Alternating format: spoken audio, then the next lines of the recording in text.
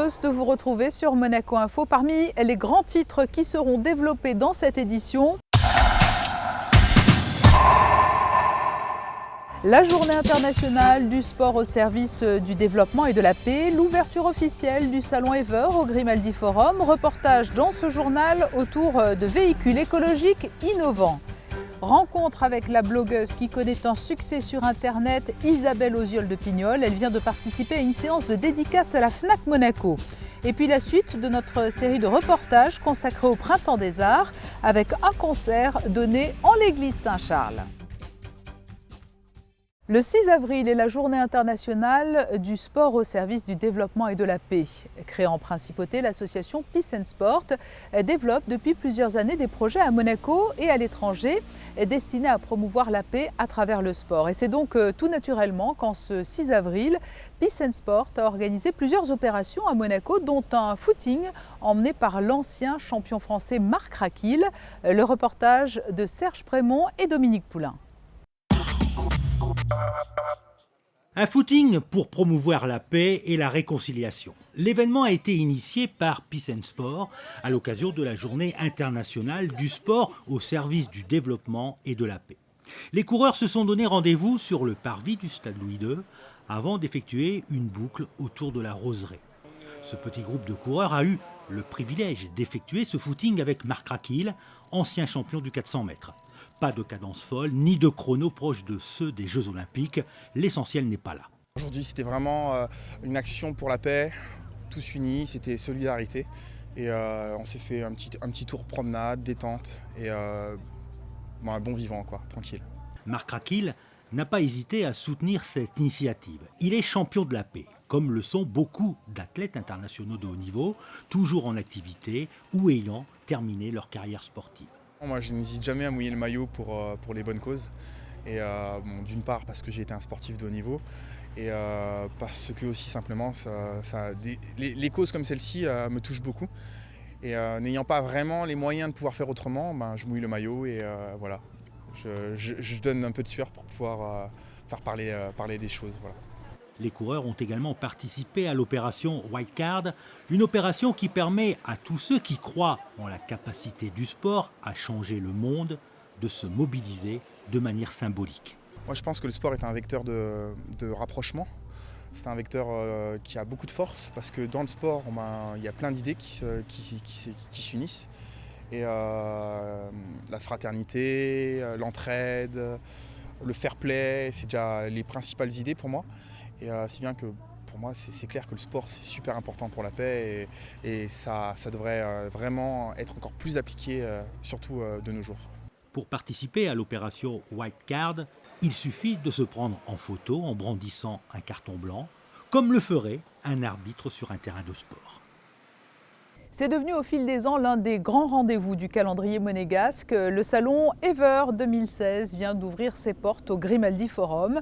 Pour cette 11e édition, pendant 3 jours, vous pourrez assister à des conférences et découvrir des véhicules écologiques et des techniques innovantes en matière d'énergie renouvelable.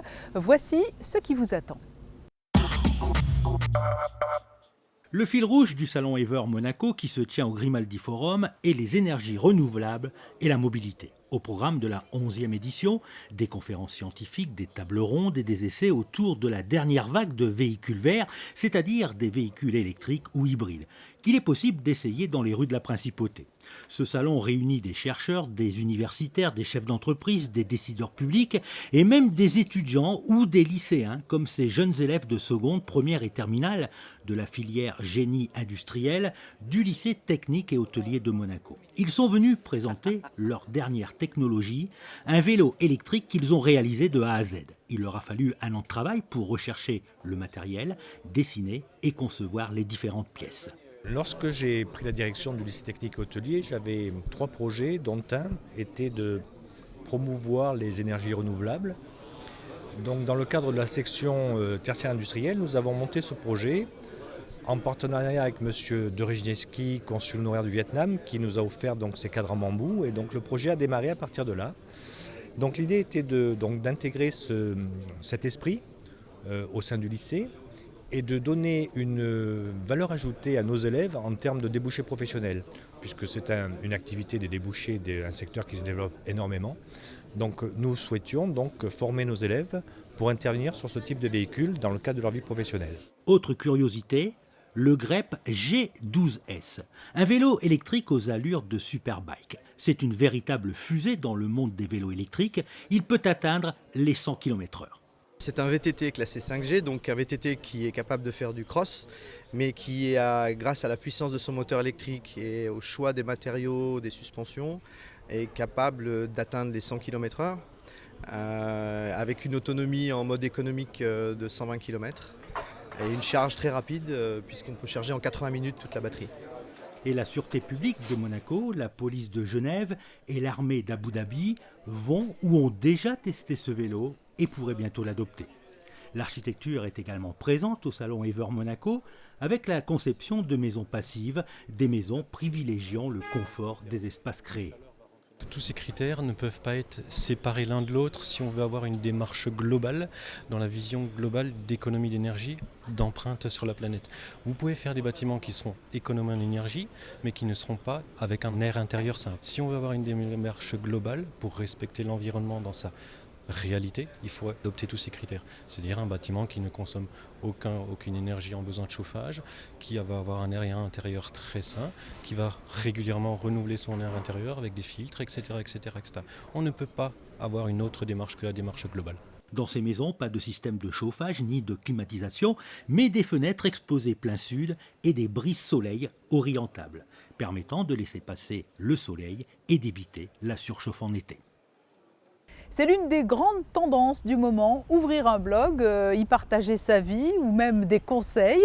La styliste Isabelle Oziol de Pignol est l'une des adeptes des réseaux sociaux. Elle vient de participer à la Fnac Monaco à une séance de dédicace de son ouvrage Be Hype. Alexandra Pani, Alexandra Paolini et Louis Borgia l'ont rencontré.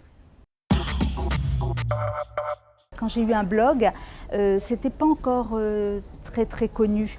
En fait, je m'étais arrêtée de travailler. Comme j'avais déménagé, j'étais venue dans la région, je m'étais un peu arrêtée parce que je voyageais beaucoup à l'étranger, c'était très contraignant. Et puis que dans la mode, de temps en temps, il faut s'arrêter pour reprendre des forces. Et tout d'un coup, je suis revenue grâce au blog en faisant un. J'ai découvert d'abord un tas de gens qui étaient passionnés par la mode, que je n'aurais jamais côtoyé avant, parce qu'en fait, quand on travaille dans la mode, on reste entre nous.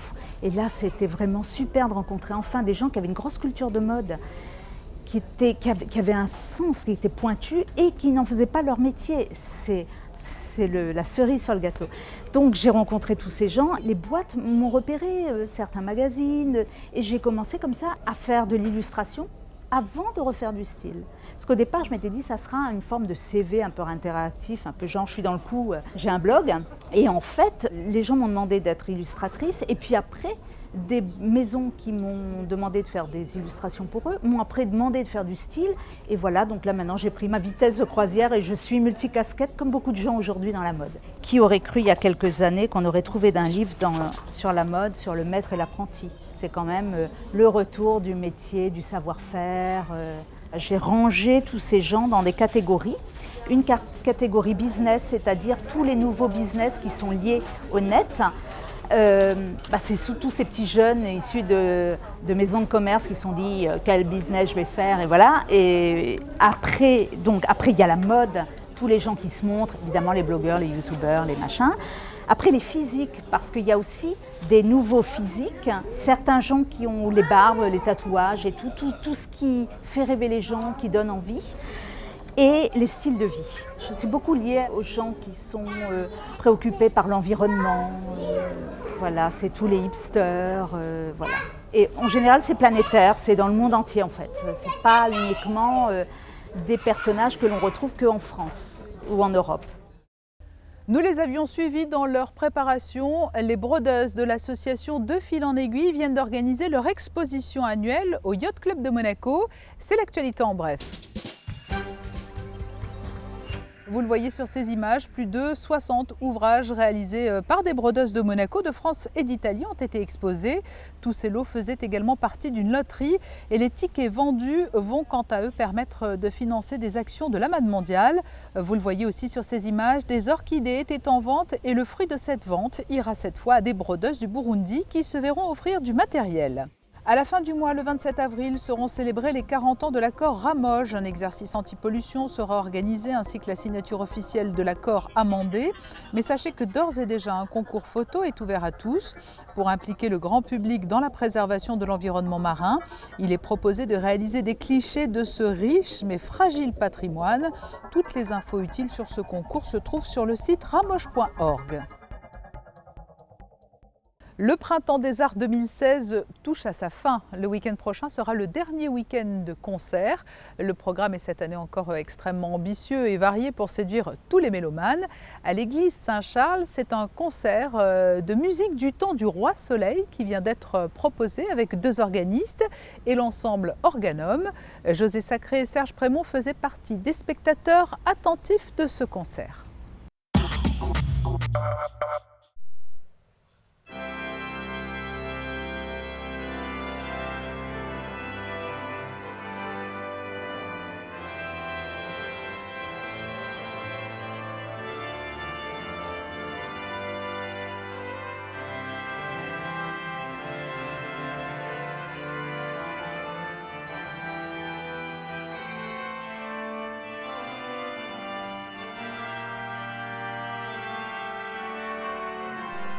L'ensemble Organum, dirigé par Marcel Pérez, Jean-Charles Ablitzer et Olivier Vernet, organistes, ont été les interprètes du concert de musique au temps du Roi Soleil proposé par le Printemps des Arts de Monte-Carlo le jeudi 31 mars à l'église Saint-Charles.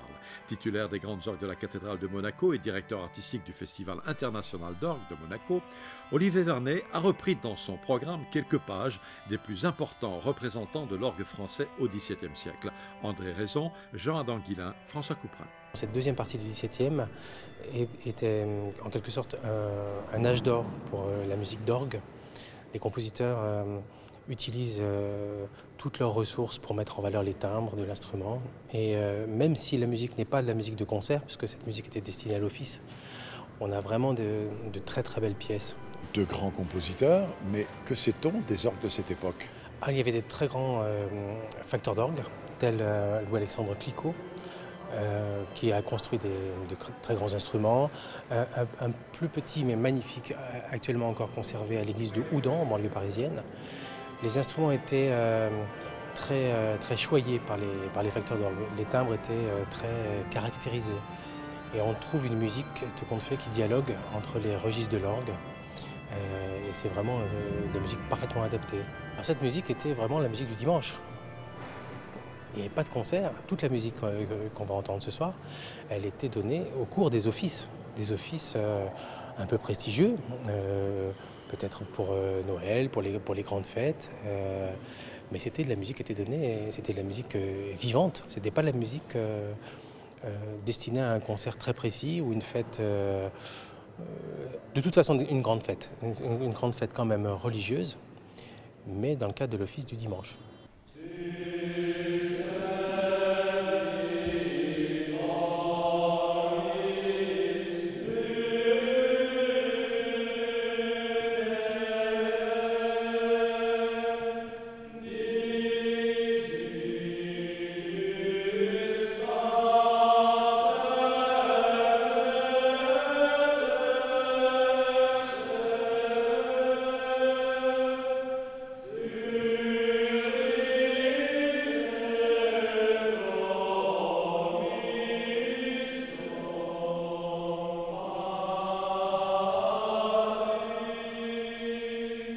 Le Veni Creator Spiritus de Nicolas Grigny a été interprété conjointement par Olivier Vernet à l'orgue de l'église Saint-Charles et l'ensemble Organum.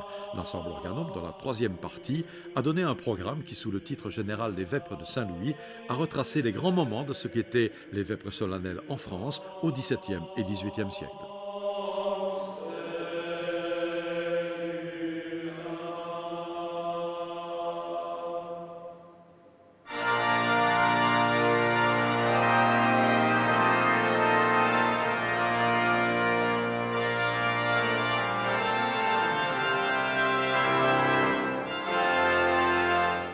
Avant de nous quitter, nous allons prendre connaissance des cartes météo. Découvrez la météo avec Eclectic. Galerie, Interior Design, Art and Gifts.